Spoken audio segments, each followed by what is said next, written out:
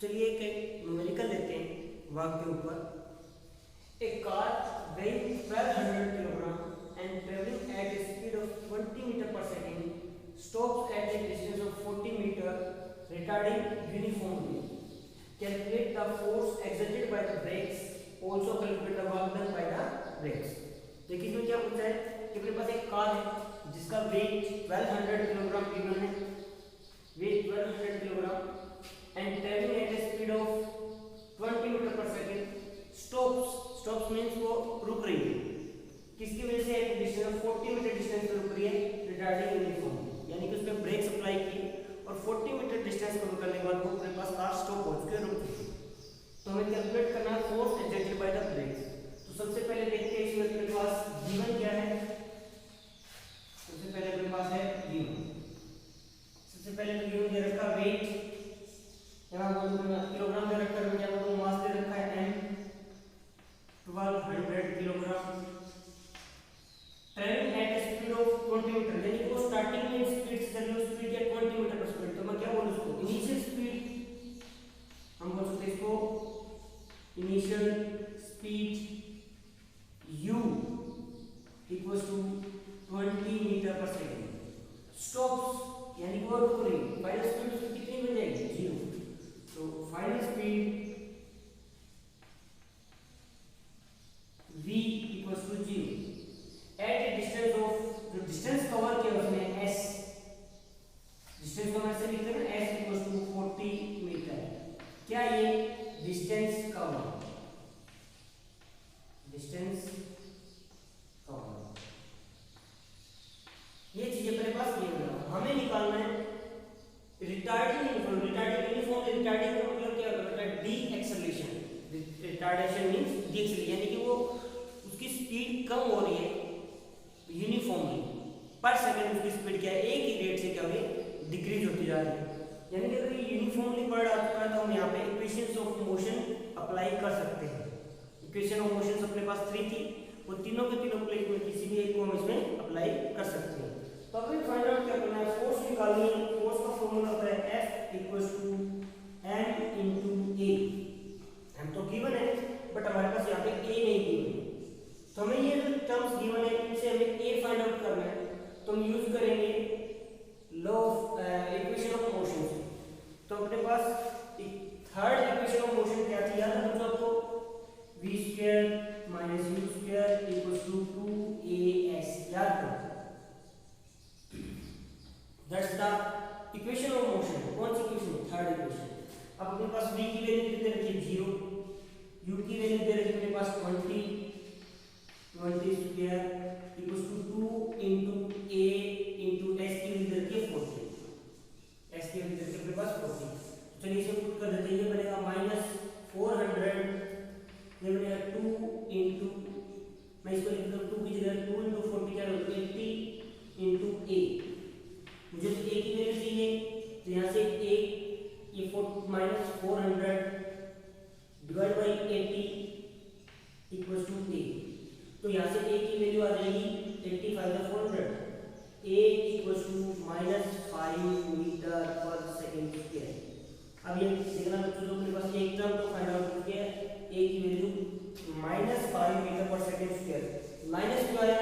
क्योंकि it is retarding uniform acceleration, यानी कि डी एक्सेलरेशन, यानी कि स्पीड डिक्रीज कर रही है।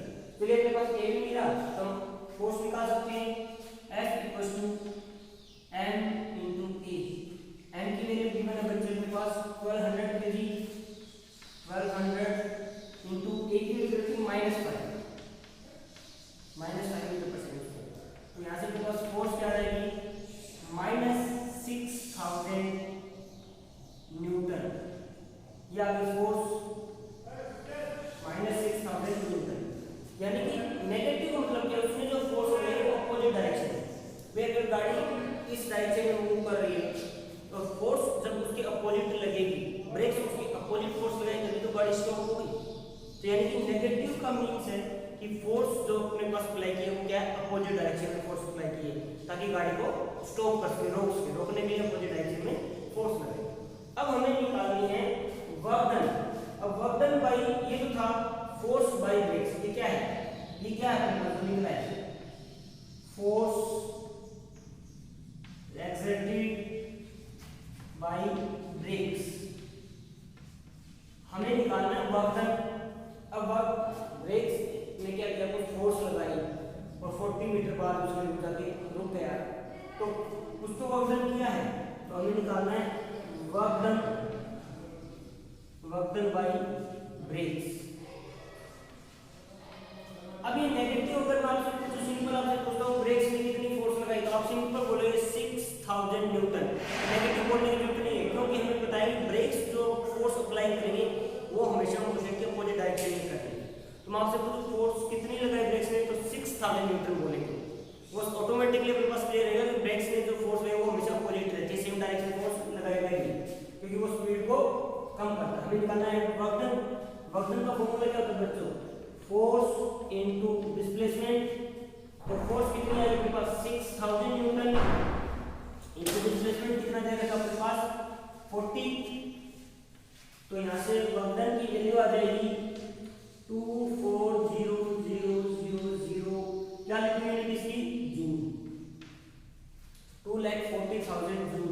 या फिर मैं इसको लिख दूं वर्क डन इक्वल टू 240, इन तीनों के लिए क्या बना दूं, किलो जूल के जी, यानी किलो जूल। ये आ गया अपने पास वर्क डन बाय ब्रेक्स। तो ब्रेक कितना होगा, पॉजिटिव नेगेटिव का मतलब समझना बच्चों। नेगेटिव मींस होता है डायरेक्शन, अब फोर्स लगा रहा है तो इट मींस नेगेटिव फोर्स क्या होती है, डायरेक्शन अपोजिट में लगा रहा है। काम तो किया उसने भी, ब्रेक्स ने कुछ तो काम किया मतलब उसकी स्पीड 20 मीटर से 0 मीटर पर सेकंड पे आ गई, किसकी वजह से, ब्रेक्स की वजह से, यानी ब्रेक्स ने उसके ऊपर फोर्स लगाई। अगर फोर्स नहीं लगा तो गाड़ी अपनी स्पीड से चलती रहती, तो ब्रेक्स ने अपनी कुछ फोर्स लगाई तभी तो गाड़ी धीरे धीरे क्या हुआ, स्टॉप हो गई। तो अगर फोर्स लगाई है और कुछ दूर चल के वो रुकी भी है, तो फोर्स एंड डिस्प्लेसमेंट दोनों चीज आई, तो वर्क डन भी होगा।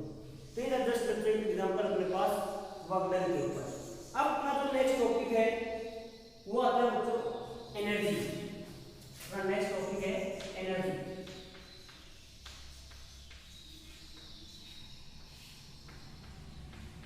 देखो ये जो वर्ड है ये हम डेली लाइफ में भी बहुत यूज करते हैं कि एनर्जी की बात करते हैं, काम करो हाई एनर्जी रखो अपने पास।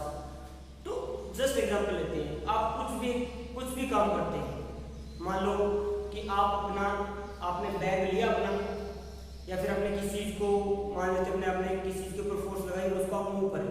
एक टेबल रखिए, हैवी टेबल है, मैंने बोला आप उसको पुश करो, तो आप उसको पुश करते रहे, थोड़ी देर बाद आपको फील होगा कि आपने कुछ चीजें लूज कर दी, यानी कि आप टायर्ड फील करोगे, ठीक है, हम थके हुए फील करेंगे। भाई क्या चीज लूज की हमने, ये चीज तो पता नहीं चला, बट हमें फील हो रहा है कि हमें टायर्ड, तो हम क्या करते हैं, थोड़ी देर के लिए वेट करेंगे, रेस्ट करेंगे, या फिर कुछ अलग से कुछ खाना पीना करेंगे, फिर नेक्स्ट हम दोबारा काम करने के लिए तैयार रहेंगे और दोबारा हम काम करना स्टार्ट कर देंगे। इट मीन्स क्या हो रहा है, ध्यान से देखो इसमें हो क्या रहा है इस प्रोसेस में, कि जब हम वर्क डन कर रहे हैं, काम कर रहे हैं, तो मुझे फील होता है कि हमने क्या किया है कि अपने अंदर से कुछ चीज लूज कर दी है। जो हम लूज करते हैं, जो हमने लॉस्ट कर दिया अपने पास, उसको बोलते हैं एनर्जी। यानी कि हम कह सकते हैं कि work is to be done at the expense of energy. अगर आप कोई वर्क करते हो तो जो वर्क होगा वो always done at the expense of energy, यानी कि आप काम करते हो तो हमेशा आपको एनर्जी खर्च करनी पड़ेगी। यानी कि सिंपल सी बात है, जिसके पास एनर्जी है वही वर्क डन कर सकता है, और जिसमें एनर्जी नहीं है वो वर्क डन नहीं कर सकता। तो हम कह सकते हैं work is always done at the expense of energy,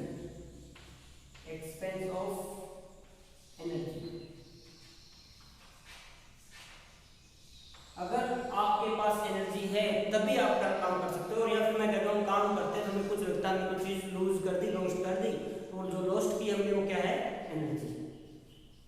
तो इट मीन्स हम एनर्जी को डिफाइन कर सकते, कुछ भी लो, कोई भी काम करते हैं तो हमें फील होता है कि हमने कुछ चीजें लूज कर दी। अगर हम खाली बैठे रहे, कोई काम नहीं कर रहे हैं, तो आपको कोई फील नहीं होगा। लेकिन हाँ, जैसे आप कोई काम करना स्टार्ट कर दें, कोई वर्क डन मीन्स फोर्स लगाओ किसी पे, उस फोर्स से अपने पास कुछ ना कुछ डिस्प्लेसमेंट आएगा, यानी कि एक्चुअली में वर्क डन दिख रहा है, तो उससे आपको क्या फील होगा, आपने कुछ एनर्जी लूज कर दी। तो एनर्जी को हम डिफाइन कर सकते हैं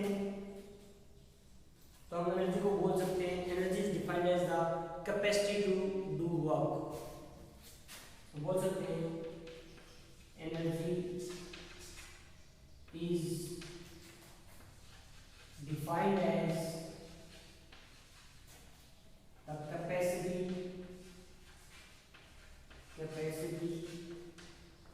to do work. Capacity to do work.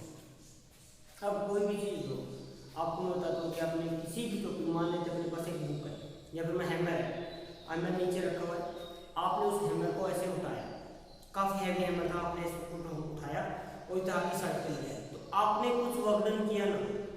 Yes, आपने कुछ वर्क डन किया तो आपको थोड़ा फील होगा कि आपने कुछ एनर्जी यूज की है, वहाँ पे अपने पास एनर्जी वहाँ पे लोस्ट कर दी है। तो जैसे ही मैं, अब क्या किया हमने, आपने अपनी एनर्जी तो दे दी, अब मैं जैसे इस हैमर को छोड़ दूँ तो नीचे कुछ भी अपने पास नेल्स है, कुछ भी है, तो हैमर जिस पे गिरा उसको फटाक से क्या करेगा, नेल्स को पियर्स कर देगा। कोई भी वुडन बोर्ड है या कोई भी प्लेन अपने पास रखा बोर्ड नीचे, उसके अंदर से उसको पियर्स कर देगा। क्या कर देगा, अपने नेल के ऊपर हैमर गिरा। अरे हैमर जब रखा हुआ था नीचे कुछ भी नहीं हो रहा था, बट जैसे मैंने उस हैमर को ऊपर उठाया और ऊपर उठा के छोड़ दिया, हैमर ने तो अपना काम किया, यानी नेल के ऊपर उसने फोर्स लगाई और उसके अंदर एक डिस्प्लेसमेंट आया, तो काम किसने किया, किसने काम किया, हैमर ने। लेकिन हैमर तो पहले अकेला रखा था खाली, तब तो काम नहीं कर पा रहा था। काम कब किया, जब मैंने हैमर के ऊपर काम किया। जब मैंने हैमर के ऊपर काम किया तो जो मैंने एनर्जी दी, मैंने मेरी एनर्जी लॉस कर दी, तो हम कह सकते हैं कि वर्क डन दो चीज होती है, एक तो जो काम करता है और सेकंड जिसके ऊपर काम करता है। दो चीजें समझो बच्चों, एक तो जो वर्क डन करता है और सेकंड वन जिसके ऊपर वर्क डन करते हैं। The object which does the work always loses energy। अब आपने उस हैमर को उठाया तो आपने एनर्जी लूज की, आपने काम किसके ऊपर किया, हैमर के ऊपर ना, हैमर को उठाया ना, तो एनर्जी जिसके ऊपर वर्क डन हुआ, the object on which work is done is gains energy. यानी कि जो ऑब्जेक्ट हमेशा अपने पास क्या करता है, वर्क डन करता है ऑब्जेक्ट, वो एनर्जी लूज करता है, और जिसके ऊपर वर्क डन होता है वो एनर्जी को गेन कर लेता है। यानी कि हैमर ने काम किया और काम करने के लिए हमें पता है एनर्जी चाहिए, तो एनर्जी आई कहां से, हैमर से। आपकी एनर्जी आई हैमर से, आपने जो उसके ऊपर काम किया आपकी एनर्जी लॉस्ट हुई, किसने गेन की, हैमर ने गेन की। तो हैमर में क्या मिली, एनर्जी, तो उसने आगे वर्क डन कर दिया, आगे work done, force into displacement दोनों दिखाया। तो हमें यही पता चला कि अगर कोई भी वर्क करना है तो हमें उसके लिए एनर्जी की रिक्वायरमेंट रहती है। Work is to be done at the expense of energy always, हमेशा उसके ऑलवेज पे कर सकते हैं। अब चलो इसमें लिख लेते हैं इसे कि the object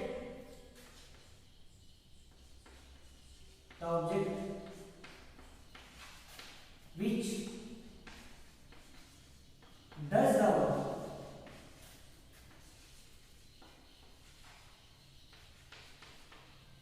loses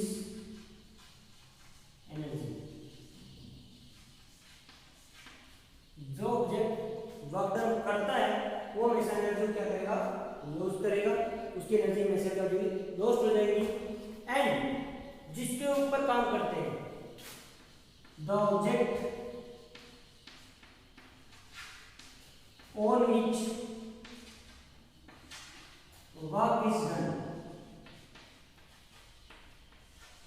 on which work is done gain energy, gains energy। तो हमें कुछ एनर्जी के बारे में पता चला कि एनर्जी एक्चुअली में होती क्या है, कि कैपेसिटी। तो किसी के पास ज्यादा एनर्जी है तो ज्यादा वर्क डन करेगा। Capacity, capability to do work, doing work, कितना काम कर सकता है, क्या कैपेसिटी क्या है उसकी, हम कहते हैं ना कैपेसिटी, इसकी कैपेसिटी ज्यादा है, इसकी कैपेसिटी कम है। इट मींस दोनों में कैपेसिटी का डिफरेंस आया कैसे, उनकी एनर्जी लेवल की वजह से। जिसमें एनर्जी लेवल ज्यादा उसकी कैपेसिटी ज्यादा वर्क डन करने की, और जिसकी कैपेसिटी कम है उसकी जो कैपेसिटी रहेगी वर्क डन करने की वो कम रहेगी। तो हम कह सकते हैं कि एक्चुअल में जो एनर्जी है वो है क्या, काम करने की अपनी कैपेसिटी को ही तो बोलते हैं। तो उसमें से एक चीज पता चली, जिसने काम किया उसने एनर्जी लूज की और जिसने काम किया वो एनर्जी गेन कर लिया। अब बात करते हैं एनर्जी की यूनिट की, unit of energy, unit of energy.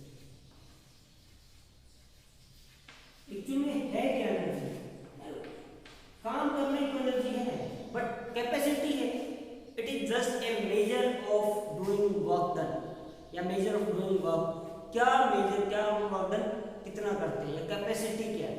तो यानी कि जो वर्क है वही तो एनर्जी है। तो जो इसकी यूनिट होगी, जो वर्क डन की एनर्जी है सेम टू सेम अपने पास, सॉरी वर्क डन की जो अपने पास यूनिट होगी वही यूनिट तो किसकी होगी, एनर्जी की होगी। क्यों? क्योंकि ये अलग नहीं है, it is just capacity to do work. तो जो इसकी यूनिट होगी वो किसके बराबर होगी, यूनिट ऑफ वर्क डन के बराबर। वर्क डन की यूनिट क्या होती है बच्चों, जूल।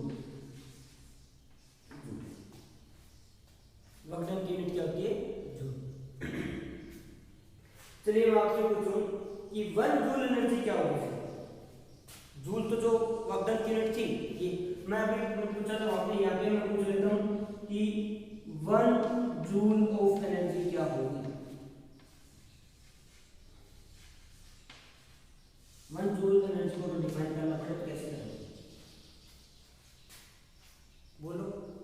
तो इसमें देखो क्या होगा कि 1 जूल वर्क डन मींस अगर मैं 1 जूल काम करे तो उसको वर्क डन 1 जूल काम करने के लिए जितनी एनर्जी की रिक्वायरमेंट रही वो कितनी होगी, 1 जूल एनर्जी है क्या, जितना वर्क डन उतनी एनर्जी।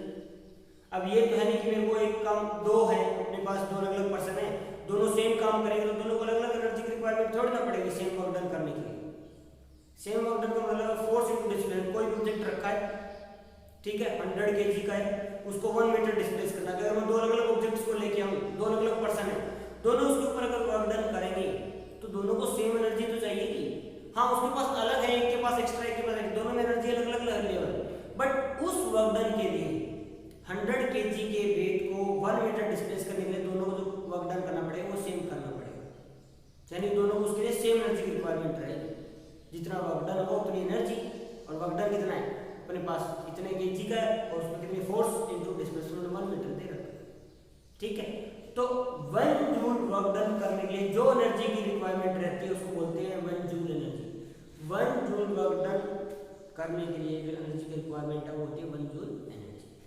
चलिए इसमें पढ़ते हैं टाइप्स। एनर्जी के टाइप्स क्या होंगे, types of energy, types of energy. बहुत सी एनर्जी हम देखते रहते हैं, देखो जैसे अपने पास होती है light energy,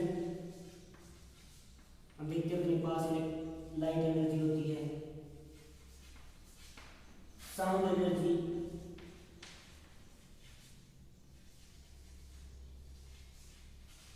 chemical energy,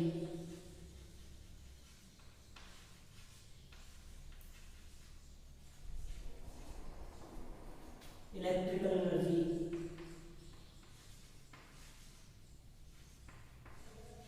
electrical energy, magnetic energy, magnetic energy, kinetic energy, kinetic energy, potential energy, potential energy.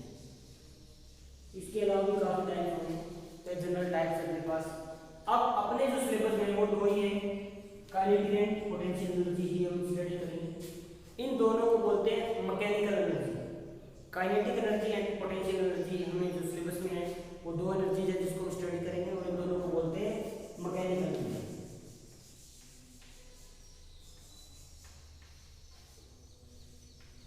Mechanical energy तो इनको पढ़ेंगे अपने पास सिलेबस के अंदर। मैकेनिकल एनर्जी क्यों बोला, क्योंकि ये जो एनर्जी होती है ये state of rest and state of motion से बनती है।